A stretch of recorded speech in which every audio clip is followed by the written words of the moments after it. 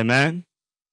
Kuandaa mazingira ya kupokea kutoka wapi? Kwa Bwana, of course, lakini pia na mazingira ya miujiza. Hello. Wangapi wanatamani kuona miujiza katika maisha yao? Sasa nifuatilie vizuri ili uweze kujua mambo na namna ya kuyatengeneza mazingira. Miujiza ipo tu, Bwana ameshaachilia, inatakiwa iendelee kuonekana. Lakini iko namna inatakiwa itengenezwe mazingira yake ili ifikie kiwango cha kuwa ni kitu cha kawaida katika maisha ya muamini. Amina. Badala ya kutoka sehemu moja kwenda sehemu nyingine unatafuta muujiza. Wewe kama muamini ndani ya Kristo Yesu unatakiwa kutembea na kuishi katika maisha ya miujiza. Hiyo ni sehemu ya maisha ya muamini. Yaani sisi hatutoki kwenda kutafuta. Inatakiwa iwe ni halisi katika maisha yetu. Amina. Unanielewa mtu wa Mungu? Bwana Yesu asifiwe. Haleluya. Ni kuandaa mazingira. Mwambie jirani yako, kuandaa mazingira ya kupokea na miujiza. Kwa ni mazingira aina mbili. Hayo mazingira tukiandaa yanaongeza sisi kupokea kile ambacho Bwana amekusudia tukipokee. Lakini kwa upande mwingine hata miujiza ni kupokea, lakini ni kuona miujiza katika maisha yetu. Ndani ya maisha yetu sisi wenyewe na wale wanaotuzunguka na mahala popote tulipo. Imetupasa kuwa katika mazingira yanayotuwezesha kuona utendaji kazi wa Mungu, au kama ilivyozoeleka kwa urahisi kuona mkono wa Mungu katika maisha yetu. Hello. Wangapi wanatamani kuona mkono wa Mungu katika maisha yao? Jina la Bwana libarikiwe. Kwa kadri tunavyokuwa katika ushirika naye, kuna maneno ambayo yanatumika kuona uso wake. Katika mara nyingi wahubiri tunatumia tukimaanisha ushirika na Mungu. Kuona mkono wake mara nyingi wahubiri tunatumia tukimaanisha kuona nguvu na utendaji na udhihirisho wake katika maisha yetu. Jina la Bwana libarikiwe. Kwa hiyo kama tu ilivyo muhimu kuona uso wake, pia ni muhimu kuona mkono wake katika maisha yetu. Amina. Na watu wanatarajia kuona mkono wa Bwana. Sasa ninaamini pasipo shaka, na ndio maana nilipouliza kwamba kuna mtu yote anatamani kuona miujiza kwenye maisha, kila mmoja akanyosha mkono. Kwa nini Bwana anasema kwa upande mmoja tunajua kabisa, kwa upande mmoja kila mmoja wetu anatamani kuona miujiza kwa njia moja ama nyingine katika maisha yake, na kwa wakati mmoja ama wakati mwingine. Si ndio hivyo? Kuna nyakati tunakuwa katika mazingira ambayo tunatamani kuona muujiza wa Bwana au Bwana kuingilia kati kimiujiza. Jina la Bwana libarikiwe. Utakubaliana nami hata mazingira tuliopo sasa katika nchi yetu, mazingira yanayotuzunguka sasa, hali iliyoko inamhitaji mkono wa Bwana.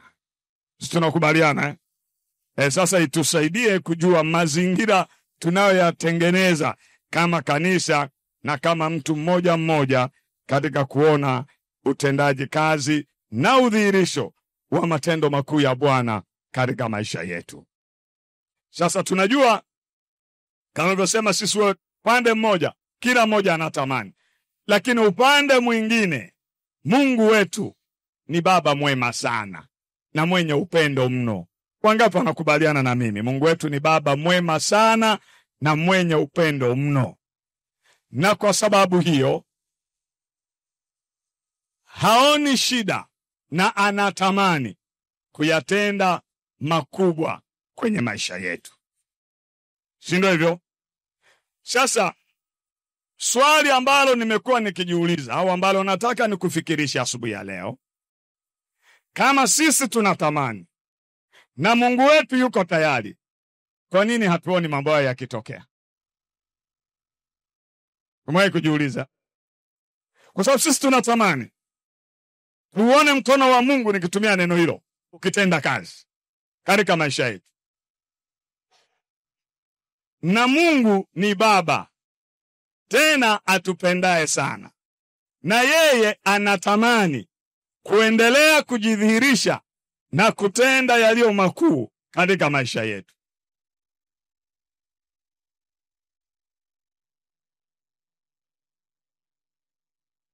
Kama pande zote mbili zinazohusika kwenye kuhakikisha miujiza na matendo makuu ya Bwana yanadhihirika, ikiwa ni upande wa Bwana na upande wetu, pande zote mbili zinatamani vitu hivyo vitokee. Sasa kama havitokei kwa kiwango tunachotamani na kuona, tatizo litakuwa wapi? Ukishamweka Mungu na mwanadamu, hakika tatizo liko upande wa nani? Piga kelele basi. Tatizo liko upande upi? Wa kwetu. Na ndio maana leo hatutajifunza sana kuhusu ule upande wa Mungu. Natamani tujifunze zaidi kuhusu upande wetu, kwa sababu ule upande mwingine yeye alishamaliza kazi yake yote. Alishamtoa Bwana wetu Yesu Kristo, akamaliza. Mwisho wa mahubiri haya, ninatamani kwamba imani yako na imani yangu, imani ya kila mmoja wetu iwe imesimama, lakini pia nimepata uelewa sahihi wa namna ya kutengeneza mazingira ya kuona na kutembea katika miujiza, na hivyo kufurahia upaji wa Mungu. Umeelewa tunachotaka mwisho wa siku kila mmoja wamepata? Naomba nikirudie. Niwe nimepata maarifa mazuri, uelewa sahihi wa namna ya kutengeneza au kuandaa mazingira yatakayoniwezesha niishi kwenye miujiza na matendo makuu ya Mungu. Sini sawa? Kwa unapoendelea kusikiliza, natamani unajiuliza, je, ninapata uelewa sahihi wa kuyaandaa haya mazingira? Mara nyingi sana msisitizo wetu umekuwa kwenye mwisho wa jambo, ila mchakato watu hatuongelei. Bwana Yesu asifiwe. Asubuhi ya leo nataka tujikite kwenye mchakato. Mchakato ukikaa sawa, matokeo ni hakika. Si ndio hivyo? Ndio maisha yalivyo. Hiyo ni kanuni ya maisha. Mwanafunzi akianza kutohudhuria vipindi, hasomi, hajibidishi shuleni, hauhitaji nabii kukwambia kwamba mwanafunzi huyo atafeli. Kweli si kweli? Ndio maana nasisitiza. Kwa hiyo mchakato ni wa msingi sana kuamua matokeo.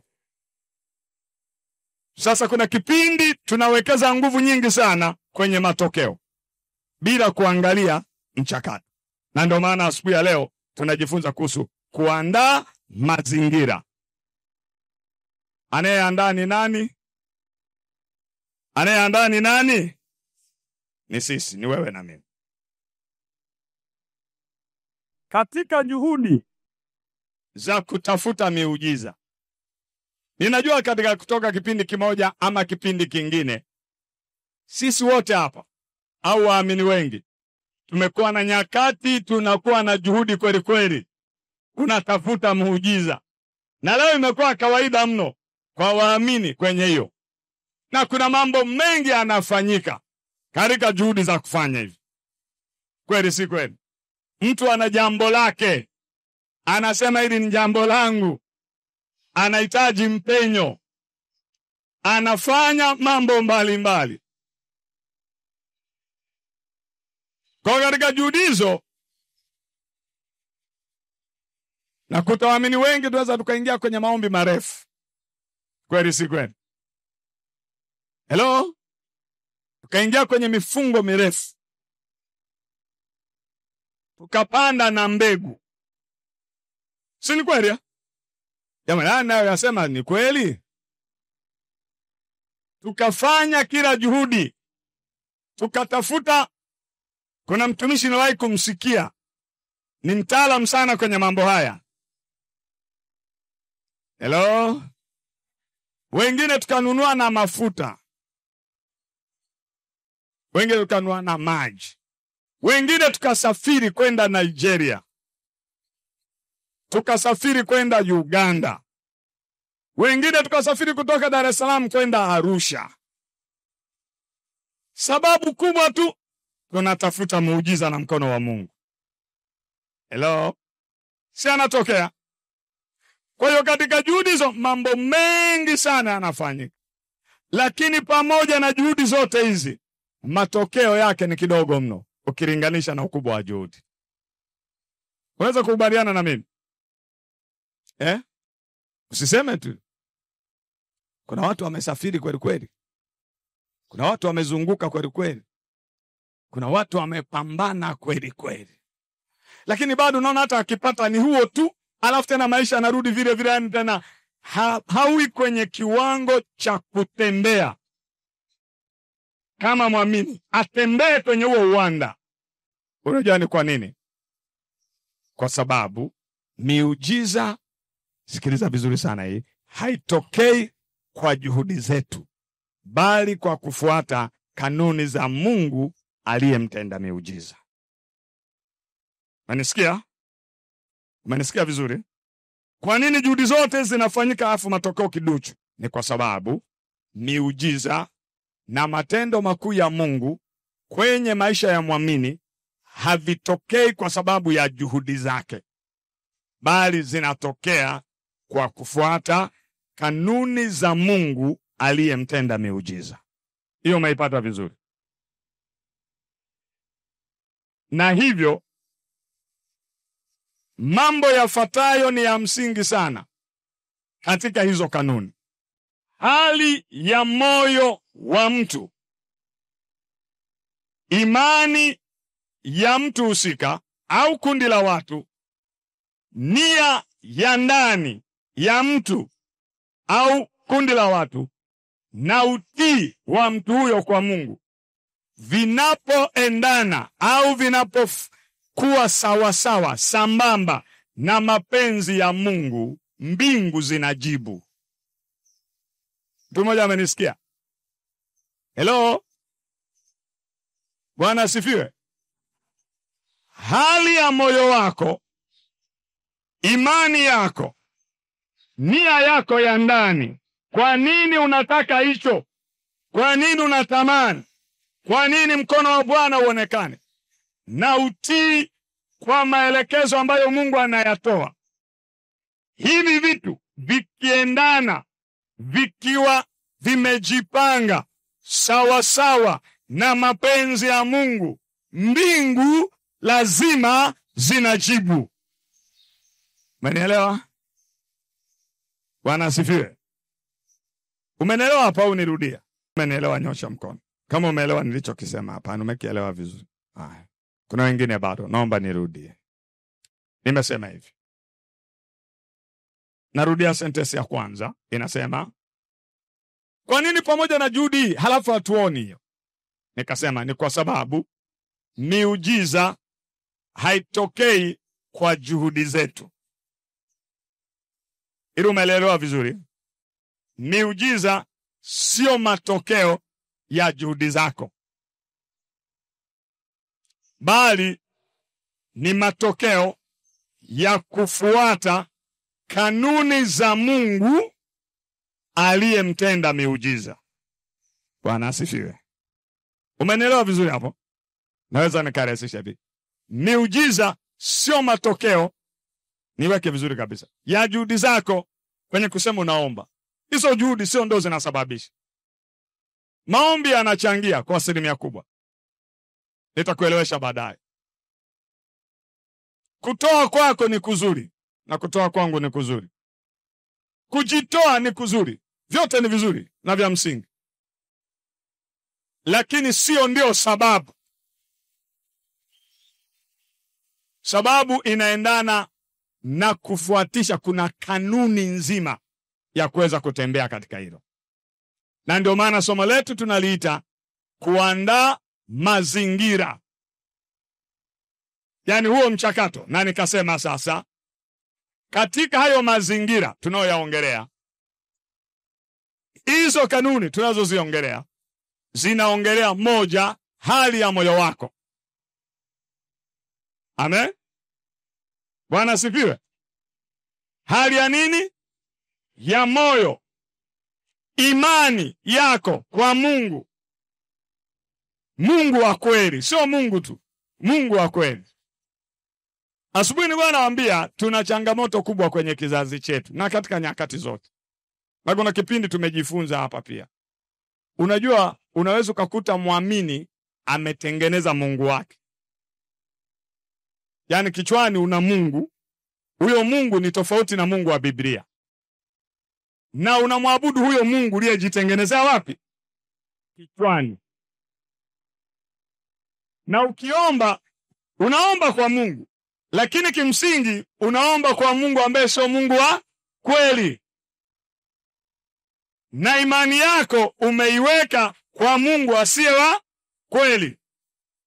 Kwa sababu kuna picha fulani ya Mungu uliyoitengeneza katika fikra zako na unamuona.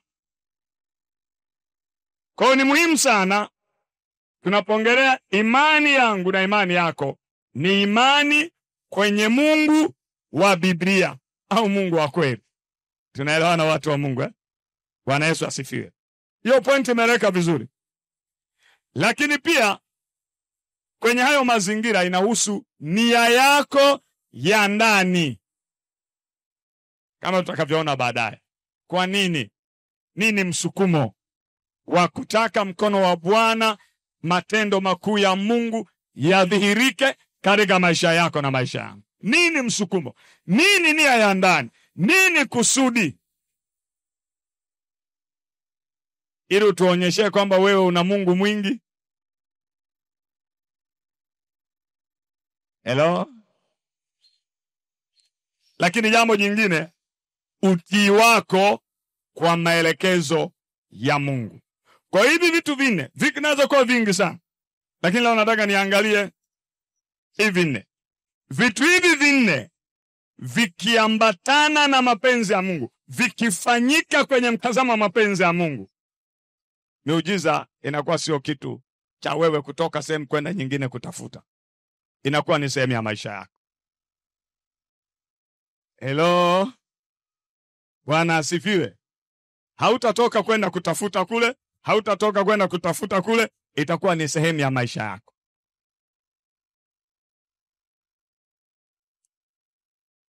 Sasa swali ambalo nataka sasa tujibu baada ya kuwa tunaangalia. Kwa hiyo swali letu kuu sana asubuhi ya leo, basi ni namna gani hali ya moyo wangu, imani yangu, nia yangu ya ndani na utii wangu vinaweza vikaendana na mapenzi ya Mungu? Kwa sababu hiyo ndo la msingi. Hivyo vikijipanga vizuri, tunaanza kuona vitu vinatokea. Tukiomba tunaona matokeo. Unaona sasa nafasi ya maombi inapokuja, tukitamka tunaona vitu vinatokea. Hizi maombi ni nyenzo za kupokelea, ni nyenzo za kufanya mambo yawe, ni nyenzo. Tunajua tofauti ya nyenzo na kisababishi. Bwana asifiwe. Tunaelewana watu wa Mungu? Mambo haya kama 6 ambayo tutayapitia yanatusaidia kujenga mazingira na kutengeneza mazingira yanayosababisha matendo makuu ya Mungu yawe ni ya kawaida katika maisha yetu. La kwanza, muhimu sana,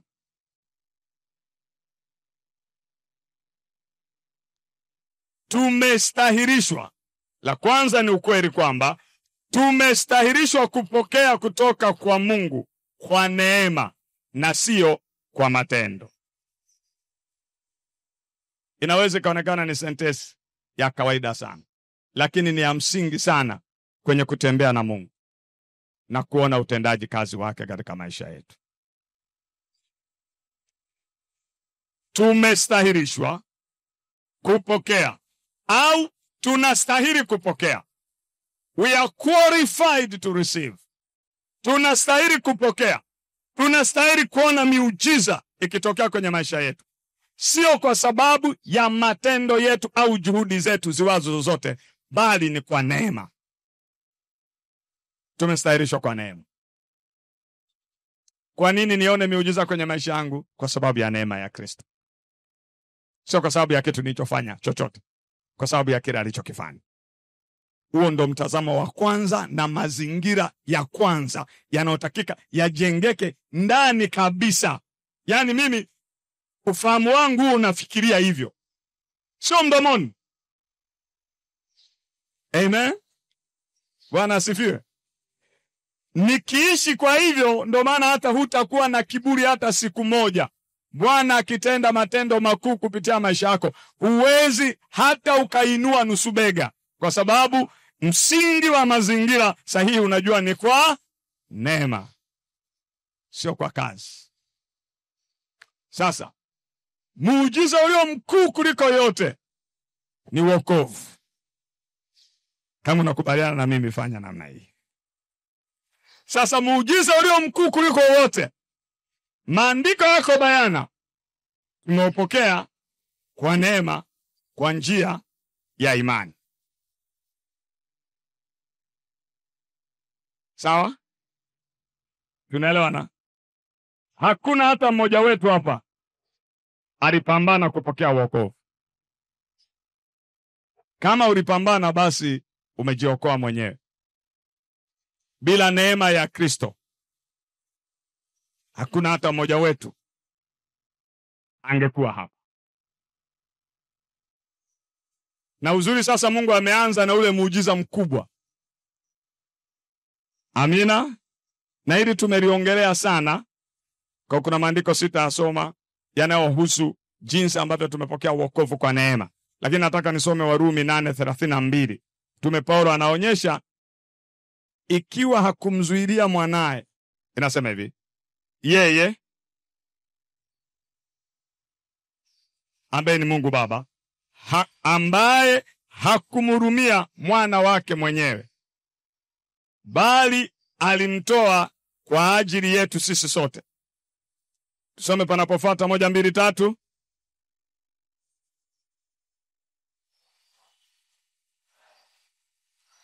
Atakosaje pia kutupa kingine chochote pamoja na huyo nani? Yesu. Yesu yeye alishatolewa. Kama aliweza kutupa Yesu, ndo nataka niiweke hivi, bila juhudi, kwa neema yake pekee, kwa nini vile vitu vingine unafikiri lazima upambane ili upokee kutoka kwake? Unapata ninachokisema? Mazingira ya kwanza kwenye maisha ya mwamini ambayo yanatakiwa yajengeke ili tutembee kwenye miujiza na matendo makuu ya Mungu na kupokea kutoka kwa Mungu. Kumbuka, iandikwe kwenye vibao vya moyo wako na moyo wangu, kwenye nia na fahamu yangu, niishi hivyo na nijue hivyo, ya kwamba nimestahilishwa kupokea kwa neema. Bwana asifiwe. Unajua ni rahisi sana huwa tunasema mara nyingi, ni kwa neema tu nimefika hapa. Lakini kimsingi kule ndani unakumbuka cheti chako cha degree, ulivyosoma, ulivyofanya kila kitu. Hivyo ni vitu vinasaidia, ni nyenzo. Lakini ili tustahili, to qualify, ili Mungu aseme nakupa, unajua inaanzia wapi? Anatupa kwa sababu sisi ni wanaye. Hello? Hilo tunakubaliana? Msingi wa sisi kupokea. Ngoja kwanza nikurudisha kwenye kitu cha kawaida ambacho tumekizoea kila wakati. tuwa tunaziclaim, tunazikamata baraka za Ibrahimu. Bwana asifiwe. Wangapi wanasemaga baraka za Ibrahimu ni za kwao? Nyosha basi. Nyie wote mzipokee. Wangapi hawana uhakika? Mara nyingi tunasema baraka za Ibrahimu, Yakobo na Isaka. Ni kweli. Lakini sisi tu zinaweza zikawa juu yetu. Ndani ya nani? Ya Kristo Yesu. Sio nje ya Yesu. Amen. Na ndio maana hata waandishi wa Injili wameorodhesha kuonyesha uzao unarudi mpaka ukafika kwa nani? Kwa Ibrahimu. Huwa Yesu, ili kumuunganisha Yesu na Ibrahimu. Uone vizuri kwamba ndani ya Kristo unakwenda mpaka kule nyuma, wewe ambaye hukuweko kule. Amina. Sema maneno ya badangu. Nimestahirishwa kwa neema. Napokea kwa sababu Yesu amelipa gharama. Imeeleweka vizuri hiyo? Naweza tukasema kwa pamoja, nimestahirishwa kwa neema na ninapokea kwa sababu Yesu amelipa gharama. Wow. Jambo la pili linalotengeneza mazingira. Imani yetu hufungua mazingira ya miujiza. Kwa moja, nina huo mtazamo tayari, nimekubaliana na hilo, ya kwamba nimestahirishwa kwa neema, sio kwa kazi, sio kwa matendo. Pili, namwamini Mungu wa Biblia. Imani inaona kile Mungu anasema, sio hali inayoonekana. Umenisikia? Imani inaona kile ambacho Mungu amesema, sio hali au mazingira yaliyopo. Nitakupa maana ya imani kwa urahisi sana siku ya leo. Yamkini hujawahi kuiangalia kwa mtazamo huo. Kutokana na hiki nilichokisema, imani maana yake ni kukubaliana kwa hakika na kile Mungu amesema. Bwana asifiwe. Imani kwa lugha rahisi ni kukubaliana hakika na kile Mungu anasema. Na ndio maana tunasema imani chanzo chake ni na kusikia neno la nani? La Kristo. Kusikia neno la Kristo ni chanzo, sio imani yenyewe. Sasa ukishasikia, ili kusikia kubadilika kwa imani, unafanya nini? Kwa msaada wa Roho Mtakatifu unakubaliana na kile Mungu amesema, pasipo na mashaka. Hiyo imekuwa imani. Rahisi sana. Mtu mmoja ananielewa? Kwa hiyo, kwa mfano, sisi sote tumefikia imani ya kuokoka au kupokea msamaha wa dhambi. Kwa nini? Kwa sababu tumekubaliana na neno linalosema Kristo Yesu alibeba dhambi zetu akatupa haki yake. Hivyo tu, ukikubaliana na hicho, ndio umemwamini Yesu. Kwa lugha rahisi. Sasa ukikubaliana nao kichwani, yani ni uhalisia, hauna mashaka juu ya hiyo, na imekuwa ndani yako, na ndivyo unavyojua. Jina la Bwana libarikiwe. Mtu mmoja ananielewa? Na ndivyo ilivyo kwenye maeneo mengine yote. Na ndio maana hakuna imani pasipo neno la Mungu la kweli. Hakuna imani ya kweli, nirudie, pasipo neno la Mungu la kweli. Lakini pia hakuna imani pasipo picha ya kweli ya Mungu. Na picha ya kweli ya Mungu inapatikana kwenye neno lake. Maana Biblia ndiyo imemfunua Mungu alivyo, ili tumwamini Mungu tunayemjua sawa sawa na jinsi alivyojifunua. Unaona sasa vitu vinavyofanya kazi kwa pamoja. Bwana Yesu asifiwe. Na ndio maana, kwa mfano, tarudi tena kwa mfano, hata tunapoingia kwenye maombi, nimesema tunatakiwa tuombe kwa Mungu wa kweli. Na Mungu wa kweli ni Mungu kama alivyojifunua kwenye maandiko.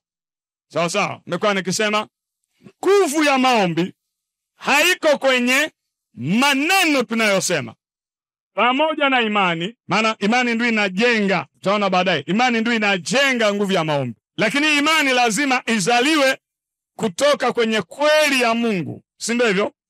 Si ndio tunavyojua? Kwa kweli ya Mungu inazaa imani. Kwa hata ninapoomba nikisema Baba yetu uliye mbinguni, maneno hayo ninapoyasema, kwenye fikra zangu kuna taswira ya Mungu inakuja. Si ndio hivyo watu wa Mungu? Hiyo taswira ndio inaamua nguvu ya maombi juu ya jambo naloliomba, na sio yale maneno. Kwa sababu kutoka kwenye taswira ndiyo imani inajengeka. Kwa hiyo kama sina uelewa wa Mungu, nina picha ya Mungu wa kujitengenezea, imani yangu msingi wake unakuwa tepe, hauwezi kuwa imara. Ndio maana naweza nikafanya juhudi sana, tunarudi kule za kuomba, matokeo kidogo. Kwa nini? Kwa sababu ninafikiri tofauti na ilivyo. Tunaelewa na watu wa Mungu? Mtu mmoja ananielewa? Kwa hiyo imani ni kukubaliana na kile Mungu anasema pasipo shaka. Na kama tutakavyoona baadaye kwamba moja ya jambo ni utii. Imani ya kweli inazaa utii. Si ndio hivyo?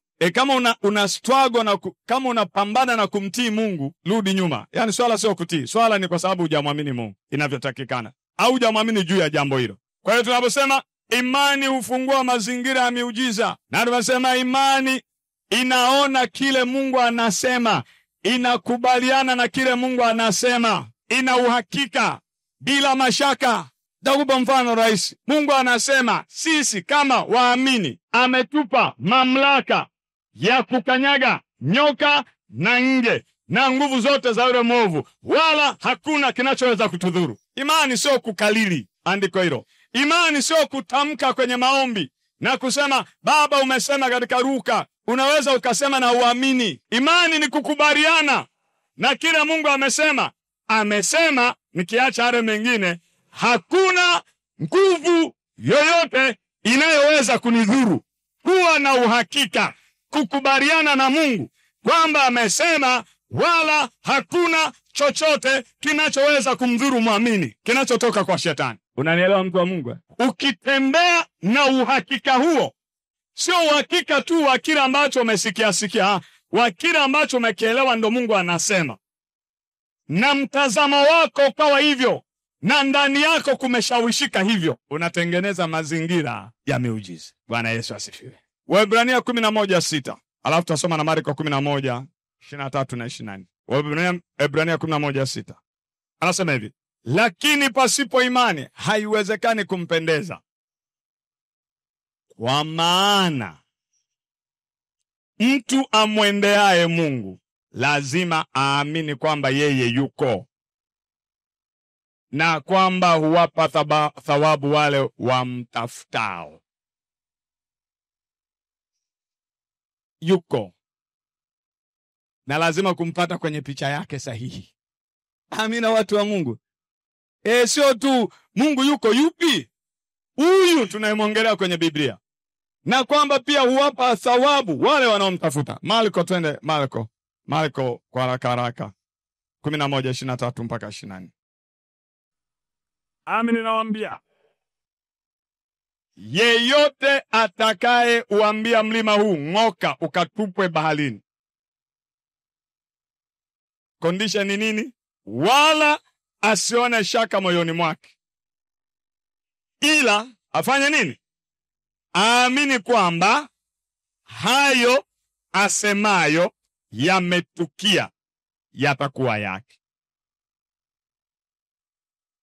Sasa kwa sababu hiyo, twende tumalize afu nitarudi hapo. Kwa sababu hiyo nawaambia, yeyote myaombayo mkisali. Kwa nini ameenda kwenye kuomba? Kwa sababu aliongea mwanzo mkisema, manake mkiomba kwa lugha nyingine. Bwana asifiwe. Bwana Yesu asifiwe. Kwa sababu hiyo nawaambia, yeyote myaombayo mkisali, aminini ya kwamba mnayapokea, nayo yatakuwa yenu. Rudi tena kule nyuma, mstari ule wa 23. Kuna kitu nataka niunganishe hapa nisisitize. Amini nawaambia, yeyote atakayewaambia mlima huu, anawaambia kwenye hali ya nini? Ya kuomba, ng'oka ukatupwe baharini. Sasa wala asione nini? Shaka moyoni mwake, ila aamini kwamba hayo asemayo yametukia. Sasa tunapoomba, nataka niwape hata changamoto. Tupunguze hata maneno mengi ya kuomba. Tuwe tunaomba huku tunatafakari. Bwana asifiwe. Tuache ya kuomba tu ya mazoea.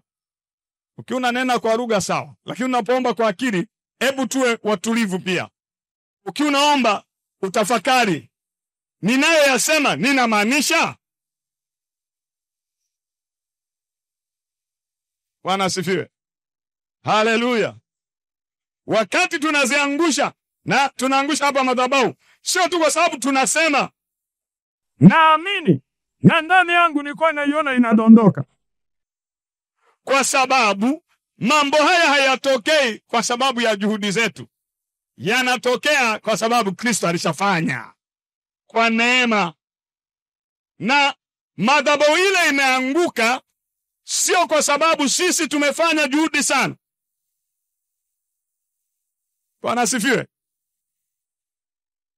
Ni kwa sababu Yesu kwa Roho wake Mtakatifu ametuelekeza tuseme hayo, na tumeyasema. Na tumeamini tulipokuwa tunasema bila mashaka, na imekwisha kuwa. Kama unaamini sema amina. Sumshangilie Bwana Yesu sasa jamani. Yaani wewe ni madhabahu kubwa hivyo linadondoka, hauna wasiwasi. Mimi sina wasiwasi wala mashaka, limedondoka. Kona hiyo ni ya msingi sana. Imani kwa maana hii inafungulia mazingira ya utendaji kazi wa Mungu kwenye maisha yetu. Lakini unatoka kwenye uelewa wa kwamba ni kwa neema, sio kwa juhudi. Afu imani inafungua. Jambo la tatu, hali ya moyo ni muhimu sana. Hali ya moyo ni ya muhimu sana, watu wa Mungu. Moyo wa chuki, uchungu, kiburi, kutokusamehe unaziba baraka na miujiza. Wewe unapindi unamkuta mtu anasema mimi simsamehe. Hadi baba, wewe ndio unajizuilia. Hasara sio yake. Yaani wewe ndio unajikwamisha. Kama ni kumpa zawadi, wewe ndio unampa zawadi ya kutokumsamehe. Au kwa naye uchungu. Wanaambia watu. Sasa wanasema kiutani, mimi nikikukosea, wewe kunisamehe ni kwa faida yako, sio kwa faida yangu. Hello? Nani anakubaliana na mimi? Yaani wewe, mimi ndio nimekukosea, si ndio hivyo? Wewe kunisamehe ni kwa faida, sio ya kwangu. Kati ya asiyesamehewa, asiyesamehe na asiyesamehewa, nani ametenda dhambi? Kwenye muktadha huo, nani ambaye Mungu anamwambia ili na sala zake zikubariki lazima afanye kwanza? Ni yule ambaye anasamehewa, anayesamehe. Kwa lugha nyingine. Danda pole, kwa lugha nyingine. Mimi naweza nikaenda nimekukosea, nikaomba maombi yangu yakasikika. Wewe hujanisamehe ukaomba hajasikika. Unaiona? Utasema Mungu hayuko fair, yuko fair. Ndio maana tunasema lazima tufate kanuni. Bwana asifiwe. Sasa haitoi license ya kwamba ukosee watu, wala kwamba usiombe msamaha pia ukikosewa. Lakini leo nataka niangalie kwenye mimi ndio natamani kuyaona mazingira. Huyo huenda hatamani. Yeye hana shida na hiyo. Mimi ndio natamani kuona mazingira ya utendaji wa Mungu katika maisha yangu. Moyo wa chuki, uchungu, kiburi. Unajua kiburi nini? Unajua tu kiburi watu wanafikiri swini. Kiburi ni pamoja na kuona unaweza. Si unajua, na hicho ndio kiburi kibaya zaidi. Cha kufikiri ni kwa juhudi zangu, hicho ni kiburi. Cha kufikiri sababu ya tatukavu zangu ndio maana mambo yatatokea, hicho ni kiburi. Kutoitambua neema ya Mungu na utendaji kazi kwenye maisha ya mtu ni dalili ya moyo wenye kiburi. Na ndio kiburi kinachosisitizwa hapa. Na mara nyingi kiburi kinapongelewa kwenye maandiko ni kutokubaliana na Mungu anachokisema. Ndio kiburi hasa, definition ya kiburi kwenye maandiko. Kutokubaliana na Mungu anachokisema ni nini? Ni kiburi. Kwa mfano, kutaka kufanya, unapofikiri hata kwamba mimi naweza kuokoka kwa juhudi zangu, hicho ni nini? Ni kiburi. Alafu hata wafikiri kwamba ni kiburi. Ni kiburi. Kujiona kwamba mimi nayaweza mwenyewe ni nini? Ni kiburi. Kiburi cha uzima kinaweza kawa na pande mbili. Nitasisitiza moja hii. Ni kuona kwamba humhitaji Mungu katika maisha yako. Hicho ndo kiburi cha uzima. Kwa wale wasiomwamini Mungu, shida yao ni nini? Kiburi. Wanaona wanaweza. Kwa hata kwenye maisha yetu. Kwa hiyo kwa mfano, ngoja nikutolee mfano mwingine rahisi. Maisha ya muamini asiyeomba, shida ya moyo wake ni nini? Piga kelele kwa nguvu. Ni nini? Kiburi. Kwa sababu anaona anaweza akafanya mambo yeye mwenyewe, hamuhitaji nani? Mungu. Kwa sababu moja ya ishara ya unyenyekevu ni katika maombi. Tunamwendea Mungu kuonyesha utegemezi wetu kwake na unyenyekevu wetu kwake. Kwa tunapojiendeshea mambo bila kuwa na muda na Mungu kama muamini, ni dalili ya kuwa na kiburi. Utashangaa kuna watu wengi wanaofikiriwa wana kiburi, halafu wana kiburi machoni pa Mungu. Alafu wengi ambao tunafikiri wanyenyekevu wana kiburi kweli kweli. Mungu akiwaangalia anaona kiburi hiki. Watu wanajua kiburi wanachukuliaga kama tu watoto. Kwa nini mtoto unasema ana kiburi? Mtoto mwenye kiburi maana yake nini? Wazazi msiniangushe. Maana yake nini? Hati nini? Ya nani? Sinafanana. Kwa na kiburi machoni pa Mungu ni kutotii nini? Rahisi. Sisi tuko kila siku, wewe mtoto una kiburi sana, alafu sisi kwa baba yetu tuna kiburi mara 100. Nataka ujifunze neno. Kuna watu wengine hata hatuji kwenye makusanyiko hapa kwa sababu ya kiburi. Alafu nyinyi mnafikiri sio kiburi. Tunataka tukusanyike tujifunze, unaona mimi bwana niko vizuri bwana, najitosheleza. Kiburi. Na Bwana Yesu atusaidie.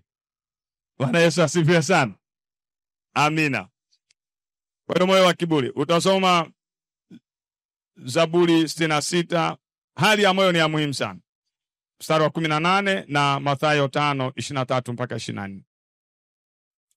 Kwa hebu mruhusu Bwana ashughulike na moyo, na sisi tuwe na kila wakati na tafakari ya moyo. Ondoa uchungu, ondoa kiburi, ondoa majivuno, moyo ule ukae vizuri. Zaburi 66:18 na Mathayo 5:23 mpaka 24. Jambo la 4. Nataka nimalizie haya matatu yaliyobaki kwa haraka. Jambo la 4. Ukaribu na Yesu unajenga mazingira ya miujiza. Ushirika na Yesu, ushirika na Roho Mtakatifu. Ushirika huu sasa unaanza kutengenezwa, maisha ya maombi, maisha ya ibada, maisha ya neno, huleta uwepo wa kiungu na nguvu ya rohoni. Ndio yanatengeneza ushirika. Ushirika na watakatifu wengine. Kutojitenga. Tutaona hata baadaye kwenye kipengele kingine, kanisa la kwanza walipokuwa pamoja kwa umoja, kwa ukaribu, miujiza ilikuwa sio kitu cha kutafuta. Sio kama sisi leo hapa. Tunaitafuta kwa tochi. Maisha ya maombi, ibada ya kweli, neno, kuwa na juhudi kwenye kumjua. Maana huyu Mungu lazima tumjue. Hauwezi ukawa na ushirika na mtu usiye mjua. Na tumesema Mungu amefunuliwa katika maandiko yake. Vipindi vyetu tunavyokuja hapa ni moja ya kukutengenezea mazingira ya kuona utendaji kazi wa Mungu kwenye maisha yako. Maombi sasa unaona nafasi yake. Yanajenga kipengele hicho tu cha ushirika sana, lakini yenyewe yanajengwa na hivyo vitu vingine. Yohana 15:7. Hebu tusome hapo. Yohana 15:7. Asubuhi nitoa mfano. Nikasema unaiona hiyo feni inavyozunguka au hii hapa. Imewekwa kwenye umeme. Ukitoa tu hiyo kutoka kwenye umeme inafanya nini? Inasimama. Feni ipo, umeme upo. Kilichokosekana nini? Ushirika, ukaribu, kuunganika. Biblia inasema ninyi mkikaa ndani yangu. Ndani ya nani? Ya Yesu. Na maneno yangu yakikaa ndani yenu. Wangapi wameokoka mahali hapa? Nyosha mkono kabisa kama ukoka. Mungu wa mbinguni akubariki. Uko ndani ya Yesu tayari. Sawa? Sawa? Kila muamini yuko ndani ya nani? Kwa hiyo kama ulikuwa na mashaka, hilo limepita. Uko ndani ya Yesu. Hii hatua ya pili. Sasa ukishakuwa ndani ya Yesu, na maneno yangu yakikaa ndani, ombeni lolote mtakalo nanyi mtatendewa. Unaona sasa maombi yanavyokuja. Kwa nini ukiomba lolote unatendewa kwenye muktadha huu? Kwa sababu kwanza, kwa neema uko ndani ya Kristo Yesu. Umeikubali dhabihu ya Yesu na umeshakubali kipawa au zawadi ya wokovu. Uko ndani ya Yesu. Maneno ya Kristo yakikaa ndani yangu na yako, kwa nini sasa niombe lolote? Mitazamo yangu, nia yangu, imani yangu itakuwa iko kwenye mstari sawa na nani? Na Mungu. Nitakachokisema kiko sawa na mapenzi ya Mungu. Na Mungu tukiomba jambo lolote sawa sawa na mapenzi yake, anasikia. Unaona ninavyofanya kazi sasa? Bwana asifiwe.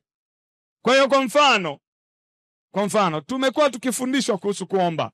Kwamba omba sawa sawa na neno la Mungu. Alafu wapendwa, tunafanyaje? Kuomba sawa sawa na neno la Mungu? Tunakariri mistari.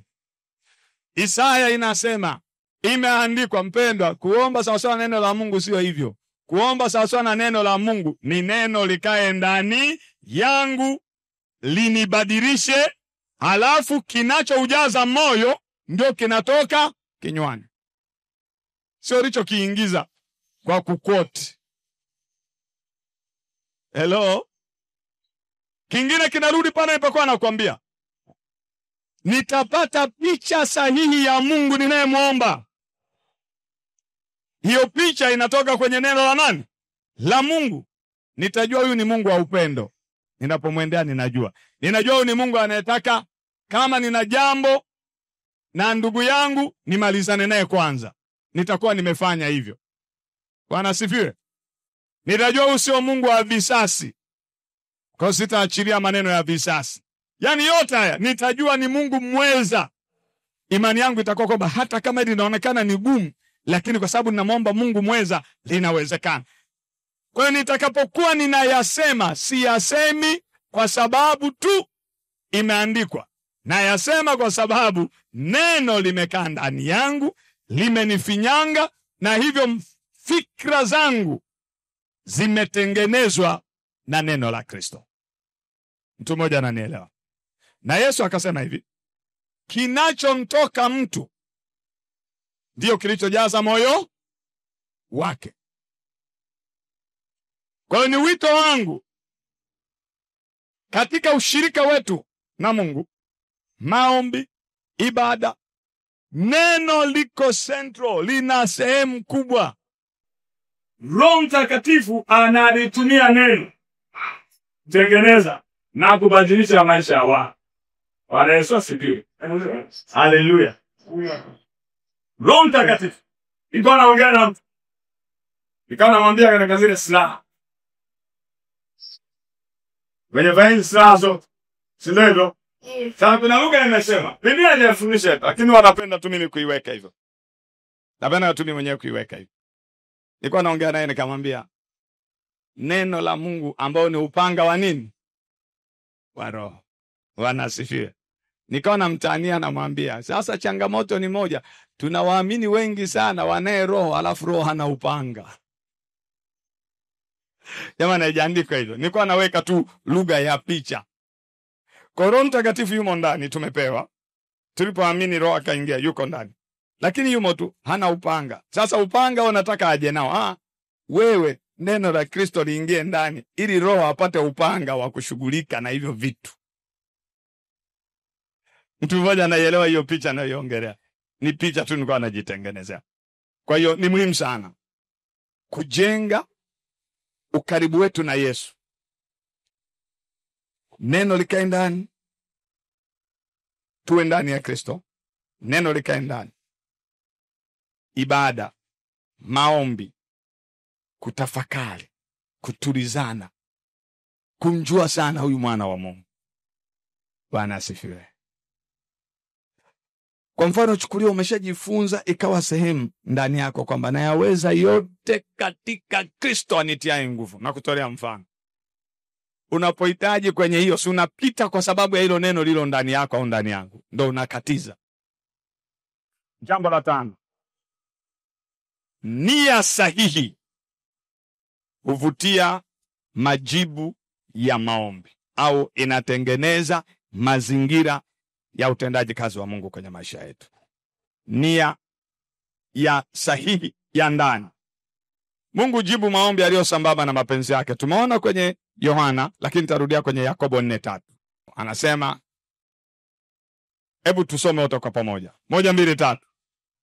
Napenda sana kurudiaga huo mstari. Mstari wa 42 unasema, hampati kwa sababu hamuombi. Kwa kipengele cha kwanza nicho. Alafu inasema, sasa kuna kundi lisiloomba kabisa, ambalo ni kiburi. Si ndio hivyo? Tumeshashughulika. Hali ambayo mtu anaona mimi nitajiendeshea mwenyewe. Kwa hali yake anaona ni kiburi, anaweza kujiendeshea mambo yake. Haombi. Linakuja la pili. Linaomba vibaya. Kwa nini? Nataka litumie vitu ninavyoviomba kwa tamaa zake. Sasa watu wengi wanafikiri labda tamaa hizi ni ile tu kwamba nikipata kitu nitakwenda kukitumia vibaya huko na huko. Vingine ambavyo hatuviangalii sana ni ile nia ile ya ndani. Kwa mfano, vya kawaida kabisa. Unaingia, anakuja mgonjwa. Bwana asifiwe. Nataka kumuombea. Lakini motivu yangu ya ndani nataka apone ili watu wajue JCC yuko Mungu. Umenielewa eh? Umenielewa vizuri? Nataka watu wajue nini? JCC yuko au kwamba Mungu wa madhabahu hii ni Mungu kweli kweli, tofauti na Mungu wengine. Hiyo inaangukia hapo kwenye nia mbaya. Nia ya ndani ni mbaya. Bwana asifiwe. Bwana Yesu asifiwe. Wewe nikutolee nyingine, naweza kuwa kwa mbali usione kabisa kama ninavyofikiria. Mfano, mimi hapa mchungaji, nia yangu kweli Bwana atende mambo makuu, watu waongezeke, ili mapato yetu yaongezeke. Yaani kule ndani kwa ndani ninachokilenga sio roho za watu hao na kwamba wajengwe wao waamini wanaosimama. Kinachonisukuma ni maokoto. Sasa hiyo nia unaweza usione nje. Kwa nje utasikia ninasema twende mbele hivyo, au ndani yangu nataka Mungu anitumie, watu waongezeke, jina langu liwe kubwa, nisifiwe, nionekane nimeifanya kazi ya Mungu vizuri. Jamani, hizo nia zipo hazipo? Kwa hiyo hivyo ndio vizuizi. Ni swala liko ndani. Liko ndani. Halionekani. Lakini muhusika ninalijua, ni la kushughulikia. Kwa hayo yanazuia mazingira ya miujiza. Kuna kipindi Bwana anafanya tu kwa neema yake basi. Anafanya tu kwa ajili ya wale wengine. Anafanya mara nyingi tu. Sio kwamba ikiwa vinatokea kweli nia zetu ziko sawa wakati wote. Hapana, kuna pia anafanya tu. Kwa hiyo nia. Swala sio maombi niliyoyatamka. Mungu anaangalia nia ya ninachokiomba zaidi ya maneno yanayotoka. Hello? Kuna kipindi, kuna mashindano katikati ya kanisa. Si tunaomba hapa na wengine wanaomba. Yakitokea huwa usikii. Sisi ndio tuliomba. Uyasikia hayo mambo. Na kubishana na kuanza kuthibitisha kwenye mitandao. Unabii huu mimi nilitoa kabla ya huo wako, kwa hiyo wangu ndio original. Unaiona nia ni kutafuta umaarufu. Nia sio kutoa taarifa ambazo Mungu amezileta kwa ajili ya watu wake. Nia hayo Mungu ajibu. Bwana asifiwe. Bwana Yesu atusaidie. Sasa naweza nikaongea na kuongea, lakini navyoongea hapa wewe mwenyewe unaona jinsi ya kutengeneza mazingira ambayo hatutakuwa tunahama kuzunguka kwenda huku hivi. Haya mazingira yakikaa vizuri, miujiza ni sehemu ya maisha ya muamini. Jambo la 6, utii ufungua milango ya miujiza. Hapa penyewe hapa. Bwana asifiwe. Miujiza ni matokeo ya kufuata maelekezo au maagizo. Yohana 2:5, Luka 5:4 mpaka 6. Kisoma ile ya Luka, taona Yesu akaja akamwambia Petro, wale wananyavu, akamwambia tupeni kwenye vilindi. Ni maelekezo hayo. Petro alikuwa na hiari ya kutii au, kumbuka nilisema utii ni matokeo ya imani. Na imani ni kukubaliana na kile Mungu anasema. Kwa definition rahisi. Bwana Yesu asifiwe. Kwa hiyo mtu akishakamata hiyo, kuna maelekezo mengi sana hapa sisi watu tumepewa na hatufanyii kazi. Kweli si kweli?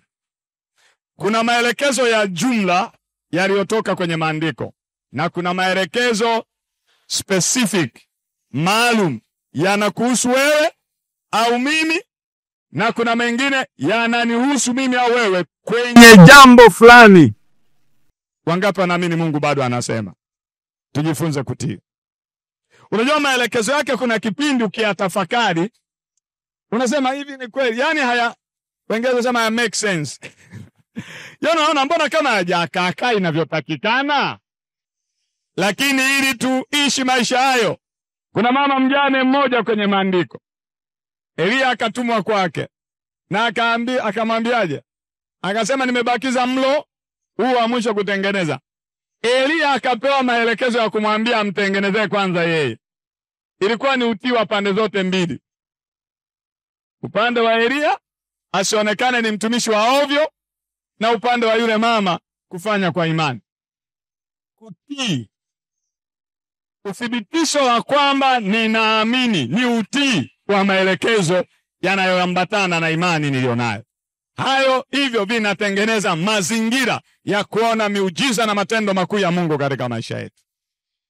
Kuna vitu vingine Mungu atakuelekeza vinahitaji kukunyongonyeza, sio kwa nia mbaya, yani kwa baya, yani kuvunja kiburi, kuondoa nini ili ukae sawa. Sasa hatua ya kutii ni ya muhimu sana. Jina la Bwana libarikiwe. Kuna vingine unaweza ukaelekezwa havifanani na vile ulivyokuwa unaviona, lakini ni kwenye mchakato. La mwisho kwa siku ya leo ni upendo na umoja unaachilia nguvu za Roho Mtakatifu. Wagalatia 5:6, lakini nitasoma Matendo ya Mitume 2:1 mpaka 4. Upendo na umoja miongoni mwa waamini. Ndio maana unaona tumekuwa tunasisitiza sana habari ya ushirika miongoni mwa waamini. Mazingira haya, hivi vitu 7 hivi tukiviweka, naomba niwekee hiyo Matendo ya Mitume 2:1 mpaka 4. Tukiviweka katikati ya kusanyiko na katika maisha yetu kama mtu binafsi, hakika tutakuwa tuzunguke kutafuta miujiza. Bwana Yesu atusaidie. Tunaelewa na watu wa Mungu na ninaamini umeanza kuvipata sawa. Kwa nataka tuje tuombe katika muktadha huo. Vile vinatakiwa kufanyia kazi ni kuruhusu tufanyie kazi. Wakati ilipotimia siku ya Pentekoste, walikuwako wote mahali pamoja. Kukaja ghafla toka mbinguni sauti kubwa kama mvumo wa upepo mkali ukienda kasi, ukaijaza nyumba yote waliokuwa wameketi. Kukawatokea ndimi zilizogawanyika kama ndimi za moto uliowakalia kila mmoja wao. Malizia ya mwisho, wote wakajazwa Roho Mtakatifu, wakaanza kusema kwa lugha nyingine kama Roho alivyowajalia kutamka. Sasa kuna hii na kuna ile ya 42. Nilitaka kusema hii kwa sababu walikuweko pamoja kwa umoja. Ndio kukawa na move. Roho Mtakatifu kwa mara ya kwanza anashuka, watu walikuwa katika umoja na upendano wa kweli. Kisoma 42 pia inasema wakawa wakidumu katika fundisho la mitume na katika ushirika na katika kumega mkate na katika kusali. Tuendelee. Kila mtu akaingiwa na hofu, ajabu nyingi na ishara zikafanywa na mitume. Na wote walioamini walikuwa mahali pamoja na kuwa na vitu vyote shirika. Twende. Wakauza mali walizokuwa nazo na hivyo vingine vyote, kwa sababu kulikuwa na ushirika wa kweli na upendo wa kweli. Na hata Yesu aliomba ya kwamba tuwe na upendo, ndo tutadhihirisha ya kwamba sisi kweli ni wanafunzi wake. Tunadhihirishaje? Ni pamoja na utendaji wa matendo makuu ya Mungu yanathibitika palipo na umoja wa kweli na ushirika wa kweli.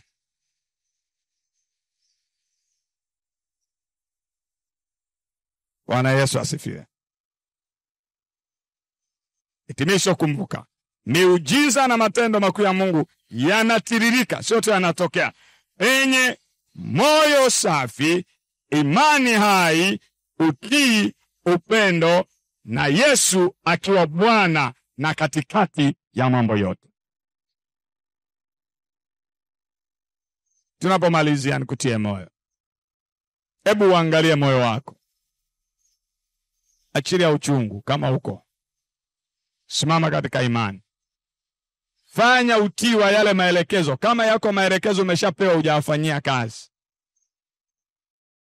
tarajia kuona miujiza ikitokea katika maisha yako. Kumbuka, tunapokea kwa neema, sio kwa juhudi zetu. Miujiza si ajali, ni matokeo ya mpangilio wa rohoni.